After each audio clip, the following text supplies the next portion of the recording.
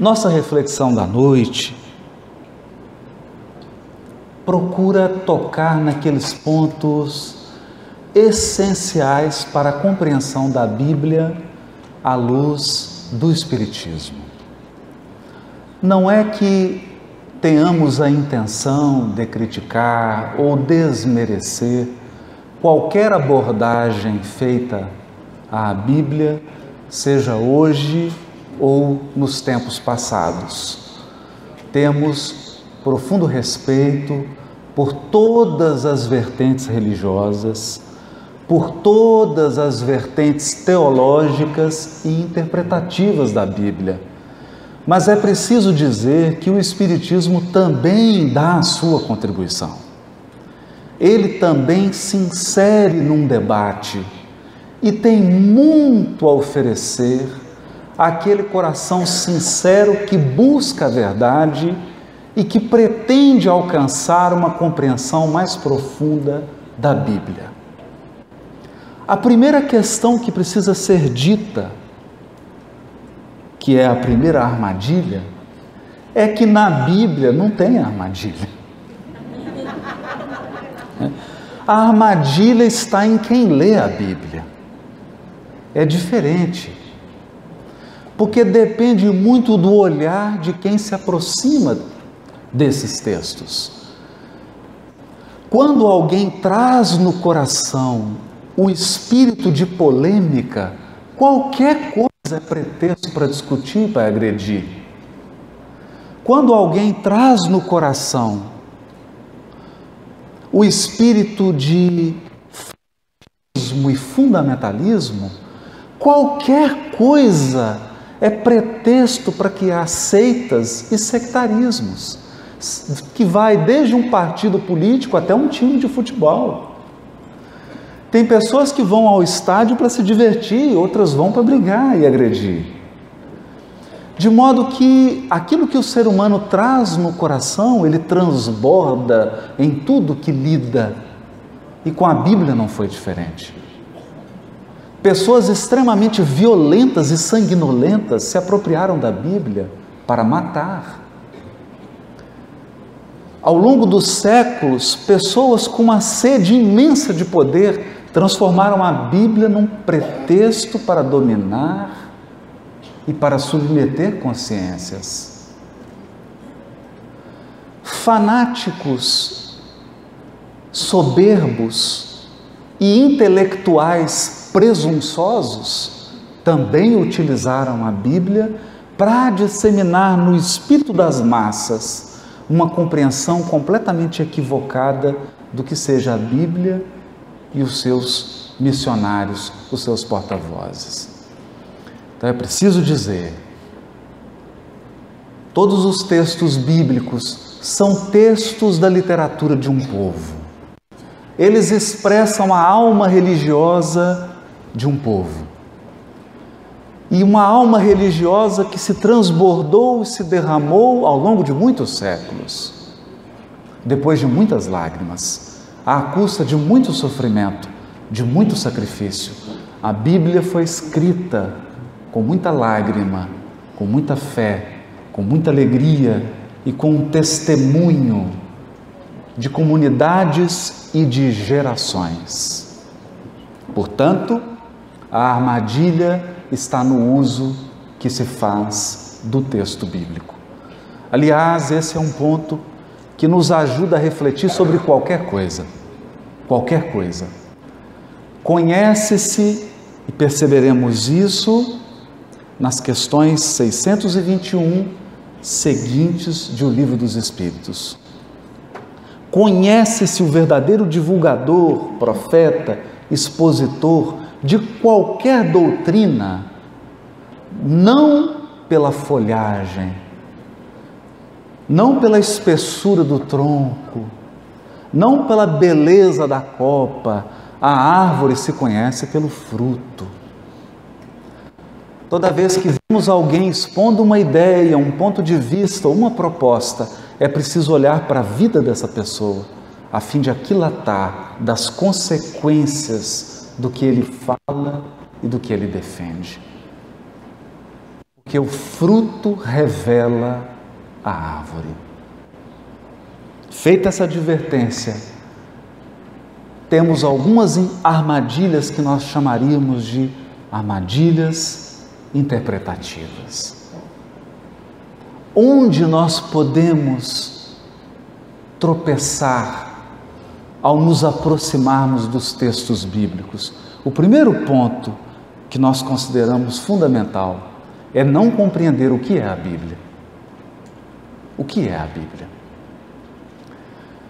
Muitas vezes a gente chega num hotel e tem lá ao menos metade de uma Bíblia. Eu cheguei hoje no meu quarto, tinha lá metade, que era o Novo Testamento, né? Faltou só o Velho. Aquela edição dos Gideões, e estava lá no quarto do hotel. E a gente coloca a mão naquele livro, e a primeira impressão que alguém tem quando pega uma Bíblia na mão é que aquilo tudo foi escrito de uma vez por uma pessoa só, né? E geralmente com Deus do lado soprando. É um processo assim, quase que de uma voz direta, né? Como se Deus chegasse e falasse assim: anota tudo que agora eu vou falar.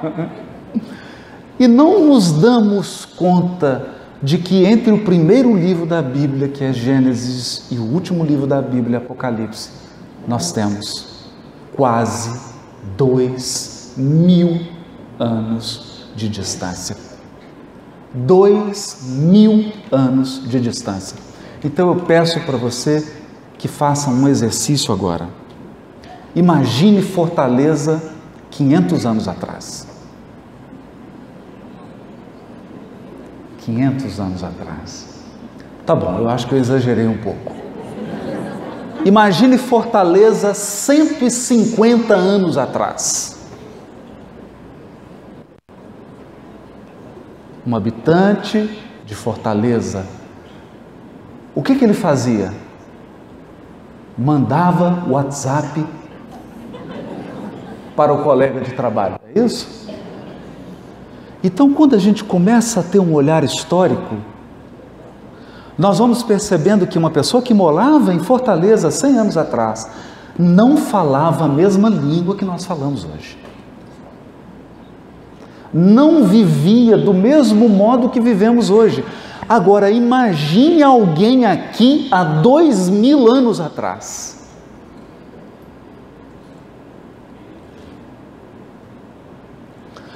O livro Gênesis possivelmente teve a sua redação consolidada 1300, 1200 anos antes de Cristo. O Apocalipse foi escrito por volta do ano 98 depois de Cristo. Se você comparar o Evangelho de João e os escritos de Levi, Levi anotava, fazia anotações de fala de Jesus simultâneas. Então Jesus falava e ele anotava alguma coisa. Quando esse evangelho se condensa e toma a forma que nós conhecemos hoje, somente depois de 50, 60 anos João Evangelista foi escrever o seu. 60 anos não passam em vão e muito menos impunemente. O tempo muda. Então a primeira compreensão que nós devemos ter da Bíblia é que ela é uma coletânea de livros. Uma coletânea de livros escritos ao longo de séculos. Séculos. Isso é importante. Mas que foram num determinado momento reunidos e hoje você tem na mão uma coletânea. Uma coletânea. Isso significa que é preciso tomar cuidado com aquela leitura da Bíblia que não leva em conta o seu processo histórico de formação. Um dia eu recebi uma mensagem muito engraçada no Facebook. Dizia assim: tome muito cuidado com citações que são feitas em nome de pessoas famosas que viveram no passado. Assinado Machado de Assis. Era uma ironia, né? Porque Às vezes você encontra lá uma frase assinada por Shakespeare falando sobre a crise atual no Congresso brasileiro. Não é? E isso acontece com a Bíblia. Então precisamos entender que ela é fruto de um processo histórico. Segundo ponto, os livros não nasceram assim, num passe de mágica. Vamos fazer uma avaliação simples. Em 1931, pela Federação Espírita Brasileira, foi publicada uma obra que para nós representa um marco histórico no Espiritismo, porque dava início a uma ação missionária.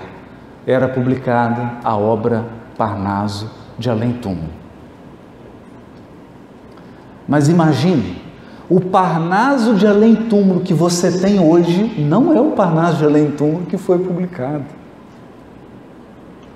O Parnaso de Além Túmulo que foi publicado continha um número muito menor de poemas.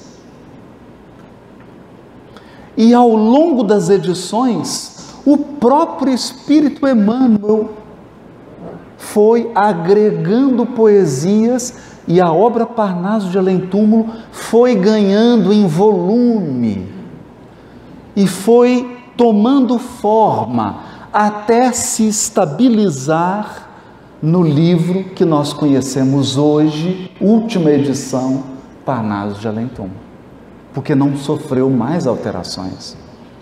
O mesmo se deu com todos os livros bíblicos, com um pequeno detalhe: alguns deles só se estabilizaram 500, 600, 700 anos depois.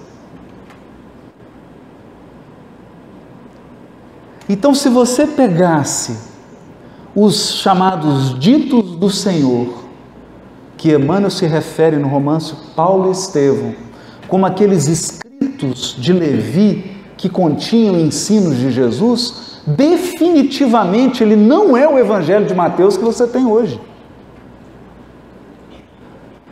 Porque ao longo do tempo, o próprio Mateus, que é o Levi, foi acrescentando, fazendo alterações.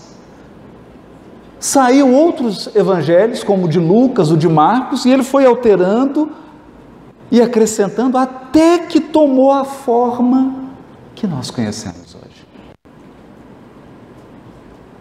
Isso é importante para que a gente tenha um olhar mais sereno, mais lúcido e com uma maior dose de discernimento quando se trata de Bíblia. Outro ponto que é importante considerar: muitos acreditam que o Evangelho de Mateus, o original, saiu do escritório da casa de Levi, que foi a mulher dele que tirou da gaveta e entregou para algum papa da Igreja Católica, e isso está guardado em Roma. Essa é uma crença generalizada. Então eu tenho uma má e uma boa notícia, e é a mesma. A má notícia: não existe nenhum original de nenhum livro da Bíblia. Sei que muita gente vai ficar abalada com isso, vai ficar profundamente triste. Nenhum original da Bíblia sobreviveu. Nenhum de nenhum livro. Não tem nada nem perto do original. Nem perto. O que nós temos? Achados arqueológicos que são manuscritos cópias.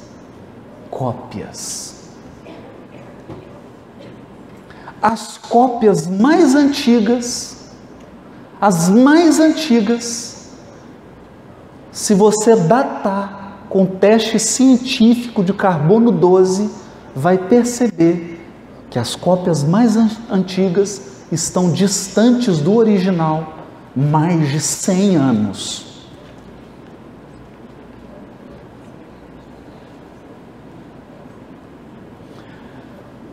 E a gente percebe assim um olhar, todo mundo fala, meu Deus, e agora? Acabou. É um Armagedon. Não! Não é um Armagedon. Por que não? Porque a espiritualidade utilizou uma outra estratégia.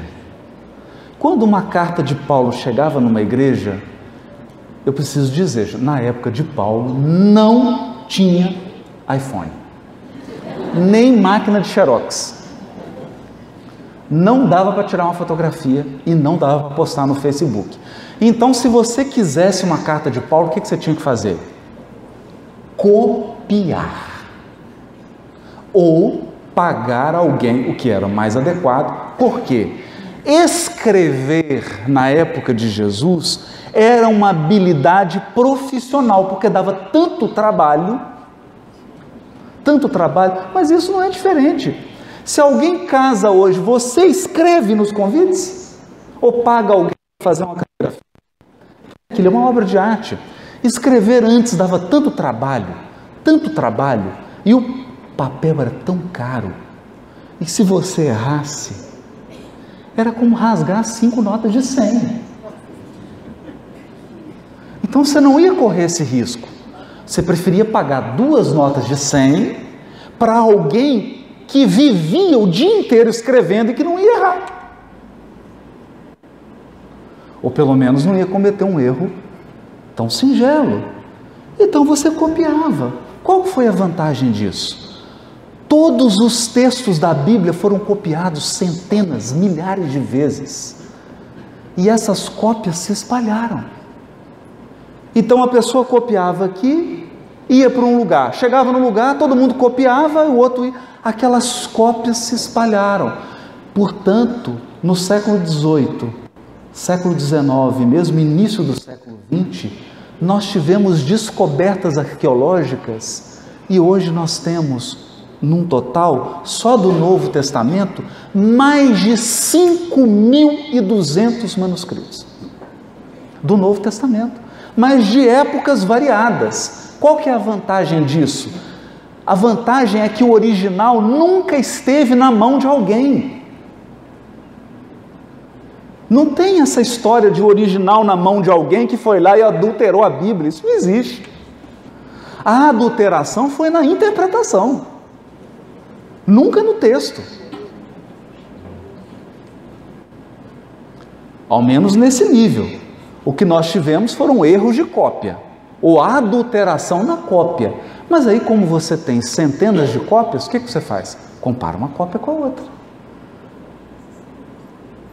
É o que os especialistas fazem. Então, essa é uma armadilha importante da gente desfazer. Porque a espiritualidade optou por um outro caminho. Qual que é o caminho? Segurança. Era preferível você ter muitas cópias espalhadas pelo mundo inteiro do que ter um original na mão de alguém. E aí adivinha? Adivinha uma coisa. Nós temos alguns escritos de Aristóteles que você tem 4, 5 cópias. Já imaginou o que é isso? Que dificuldade?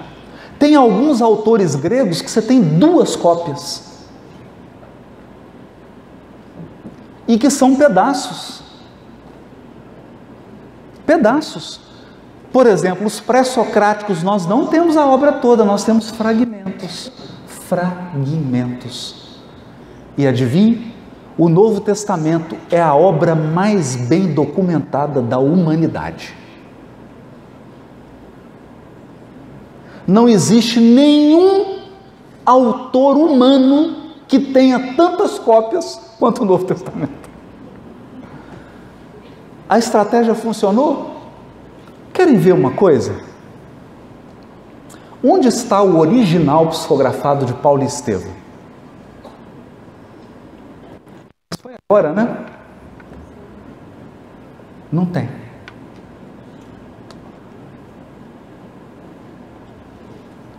Não tem. Então nós estamos com o nosso amigo Luciano aqui, que é o nosso historiador, Há no livro Testemunhos de Chico Xavier uma carta de Chico escrita a Vantuil nos seguintes termos: querido amigo Vantuil, chegou ao nosso conhecimento o fato de que os amigos estão queimando os originais das obras psicografadas. Gostaríamos então de pedir que os originais fossem devolvidos, depois de transformado o livro, que os originais fossem devolvidos, mas aí um tanto já tinha sido queimado.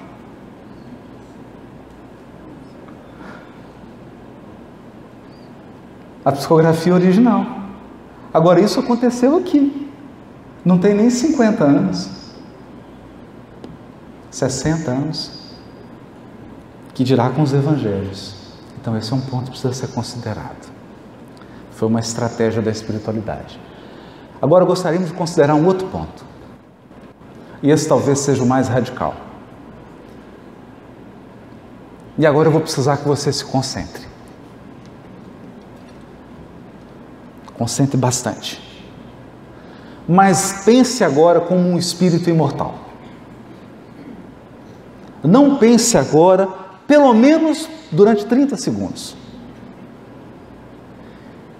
Durante 30 segundos, experimente pensar como um espírito imortal e não como um encarnado. Eu sei que é difícil. Eu sei que é difícil. Vamos lá. Se você resolver a partir de hoje comprar um diário e relatar nesse diário as experiências que você tiver diárias, é porque eles chamam diário, né? Claro, experiências diárias, você vai comprar um diário.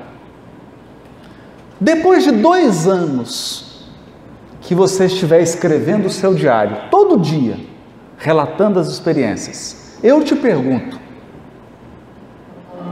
o que é mais rico, o seu dia ou o que você escreveu no diário sobre o dia?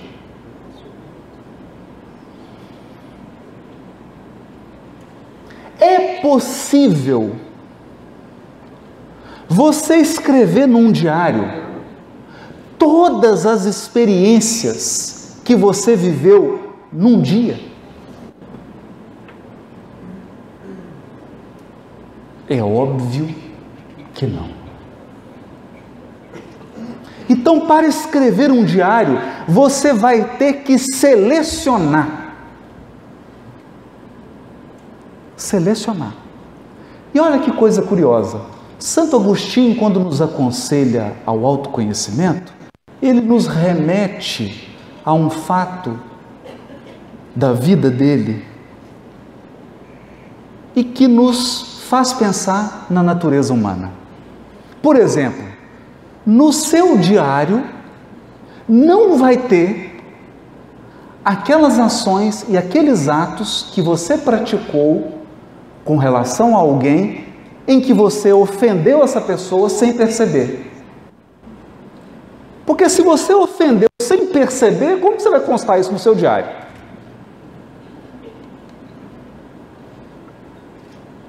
Então você vai precisar do diário da sua sogra, ou da esposa, ou de um filho, de um familiar, para que você saiba realmente o que aconteceu naquele dia.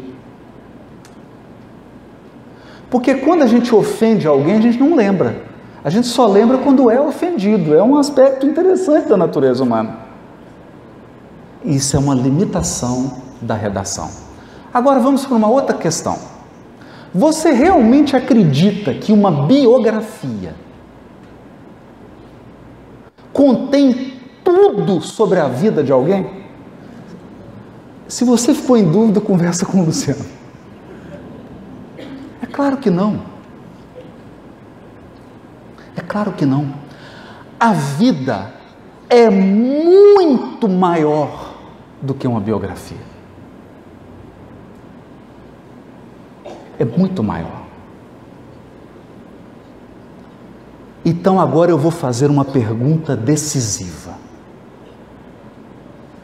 Porque é aqui que o Espiritismo se afasta da opinião da maioria. Você acha que a Bíblia É o diário, a biografia ou a vida? Eu vou refazer a pergunta. O livro do profeta Isaías é um livro. O Evangelho de Lucas é uma biografia de Jesus. Eu te pergunto, você acha que a biografia de Isaías é maior que a vida de Isaías, o profeta? Não. Não. A vida do profeta Isaías é imensamente maior do que o livro dele que está na Bíblia. Mas agora eu vou fazer um raciocínio mais instigante ainda. Se você reunir as 4 biografias que tem de Jesus na Bíblia: Mateus, Marcos, Lucas e João. E se você reunir todos os escritos sobre os ensinos de Jesus, ou seja, todos os livros do Novo Testamento, você realmente acredita? E eu não estou pedindo consideração espiritual, eu estou pedindo uma consideração simples. Simples. Simples. Esses livros retratam a integralidade da vida, dos pensamentos, dos sentimentos, da conduta de Jesus?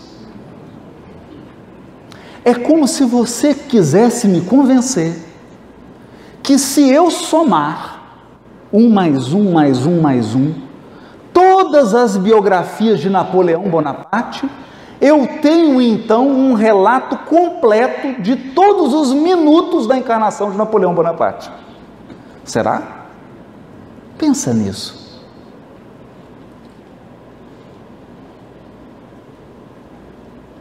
Pensa nisso.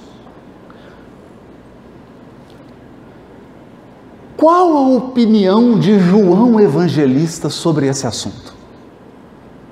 Porque João Evangelista tem uma opinião, e olha que ele é um biógrafo. E é um biógrafo apóstolo que conviveu com Jesus. O que ele diz no último capítulo da sua biografia, do Evangelho de João? Cuido que, se todos os fatos da vida de Jesus fossem descritos, acredito que nem o mundo caberiam todos os livros. É o que ele diz. Então, quem está dizendo isso é um biógrafo que foi apóstolo. Ele está dizendo assim: eu estou te entregando aqui a minha biografia, o que eu falei sobre Jesus, mas não seja ingênuo. Se eu fosse descrever, e João não conviveu com Jesus todos os anos da vida de Jesus. Porque quando João Evangelista nasceu, Jesus já estava com a metade da idade de quando João Evangelista o conheceu.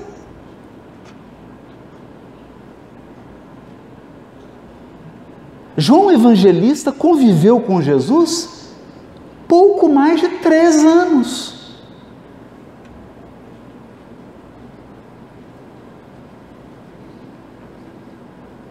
E diz isso: se eu fosse falar tudo, não ia ter onde colocar livro. Então aqui vem a pergunta: o que é a Bíblia? A vida do missionário ou o diário e a biografia da vida dele?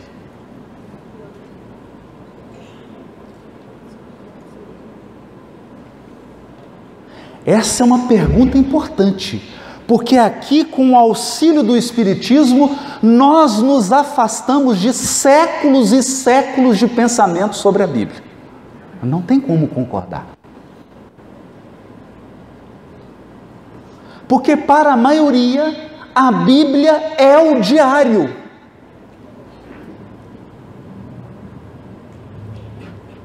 Então a pessoa se prende ao diário e diz assim: Jesus é esse livro que está na minha mão.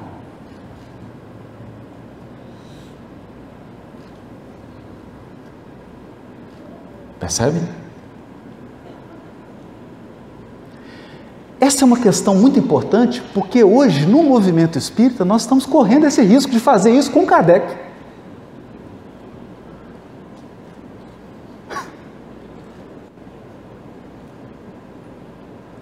O que isso acarretou?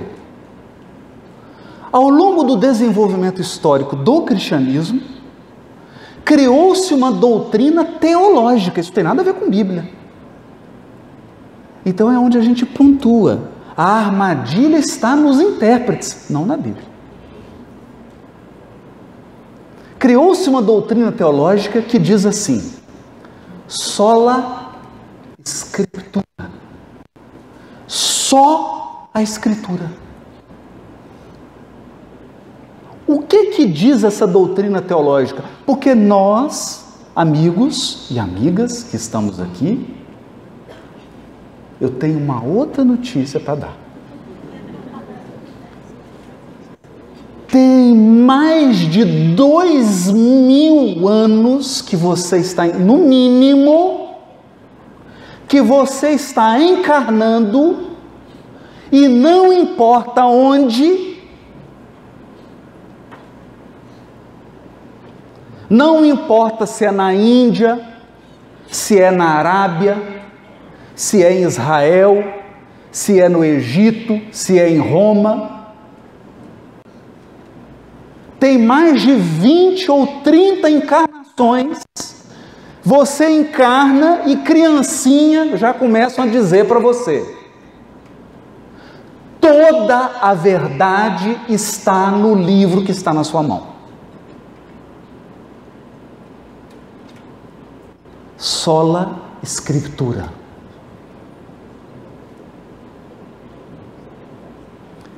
Então, com isso, você vai entender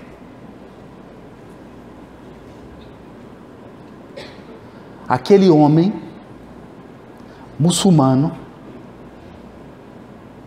que chega diante da Biblioteca de Alexandria, que era o maior arquivo de manuscritos da história da humanidade,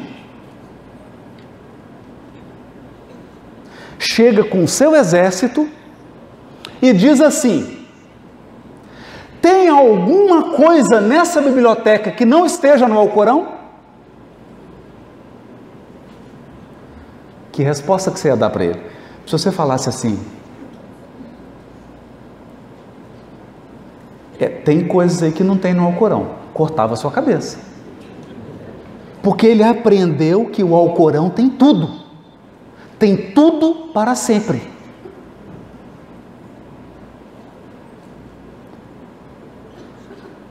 Então ninguém respondeu nada. Ele mesmo respondeu. Ele falou assim: se nessa biblioteca não tem nada além do que tem no Alcorão, e se tiver além, está errado, então queima a biblioteca. E queimou.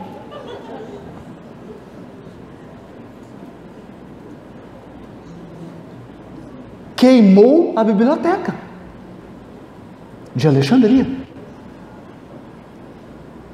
que continha cópias, por exemplo, de toda a obra de Aristóteles, de toda a obra de Platão. Ou seja, atrasou a evolução intelectual do planeta Terra em no mínimo 5.000 anos.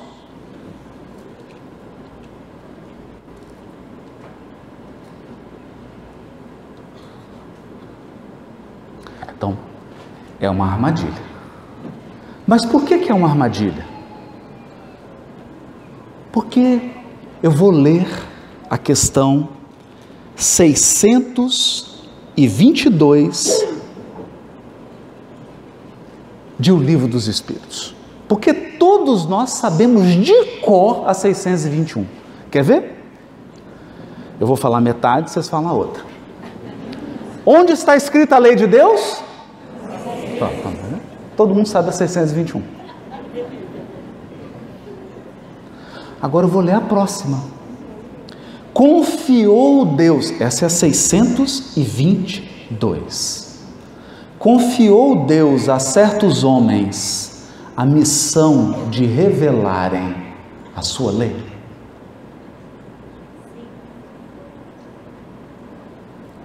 Aí os Espíritos respondem: sem dúvida.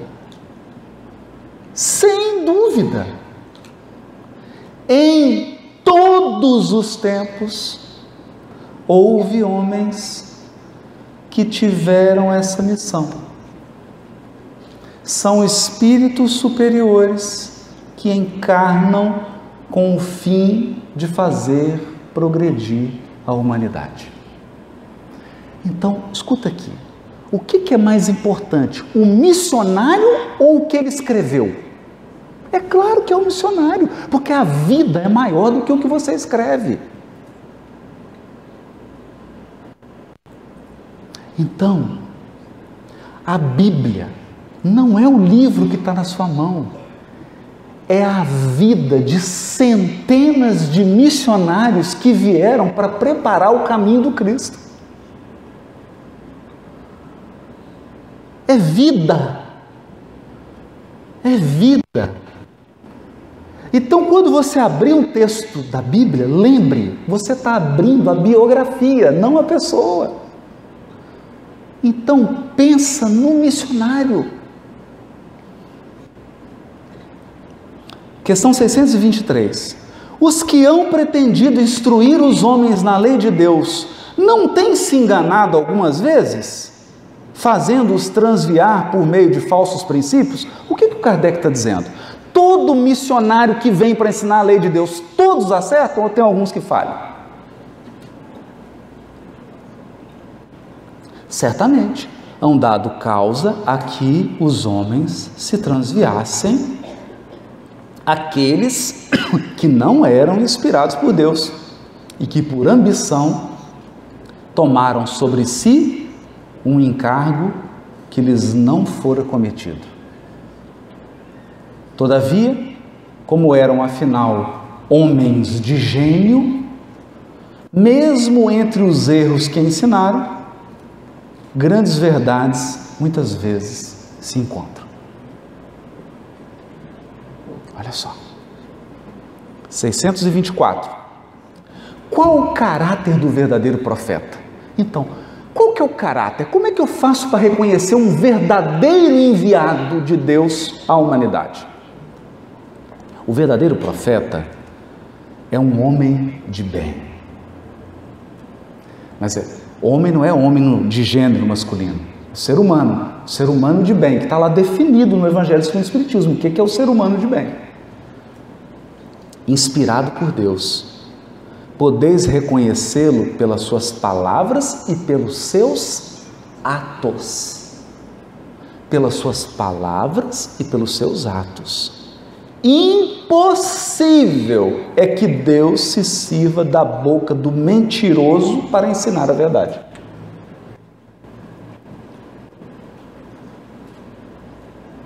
Então, agora eu não queria falar de armadilha. Com essas questões aqui, eu queria falar sobre as estrelas. Mas estrelas em que sentido? Antes de voltar aqui. Na época antiga, não tinha o Waze, nem Google Maps, nem GPS. Os navegadores se guiavam pelas estrelas. Por quê? Por quê? Porque elas eram precisas, as estrelas fixas não se alteravam. Elas criavam um referencial. Então eles se guiavam por elas. Hoje, quando eu abro algum livro da Bíblia, antes de pensar no livro, eu penso nas vidas, naquele espírito que encarnou e viveu 50, 60, 70, 80, 90 anos e desempenhou uma missão histórica dentro de um limite histórico, trazendo a informação que ele podia trazer, movimentando-se como era possível se movimentar, mas trazendo algo novo. Funcionava a humanidade a dar um passo. E acredite, são centenas de missionários. Centenas. Então, ao lado de um Jeremias, de um Isaías, tem um profeta Natan, que ninguém conhece, mas é o profeta que puxava a orelha do rei Davi. E ninguém lembra dele. Mas é através desse profeta desconhecido que nós temos a primeira profecia da vinda do Cristo. É Natan. Está lá em 2 Crônicas. Em Reis também. É por ele, pela boca desse profeta desconhecido, um missionário. Quem foi ele? Nós não sabemos. Como é que era a esposa dele? Onde ele viveu? Como é que ele era? O que ele sofreu? O que ele passou para fazer essa missão? Que espírito era esse? Mas acredite, ele cumpriu a missão dele com lágrimas e sacrifício. Ele pegou a tocha da mão de alguém e entregou na mão de alguém, até que a tocha chegasse nas mãos desse filho. Qual o tipo mais perfeito que Deus tem oferecido ao homem para lhe servir de guia e modelo? Jesus. Um dia a tocha chegou nas mãos do Espírito mais elevado que já veio à Terra de todos os tempos. Jesus. E quando ele pegou a tocha, carregada por centenas de missionários ao longo de séculos, ele mostrou que ele mesmo era a tocha.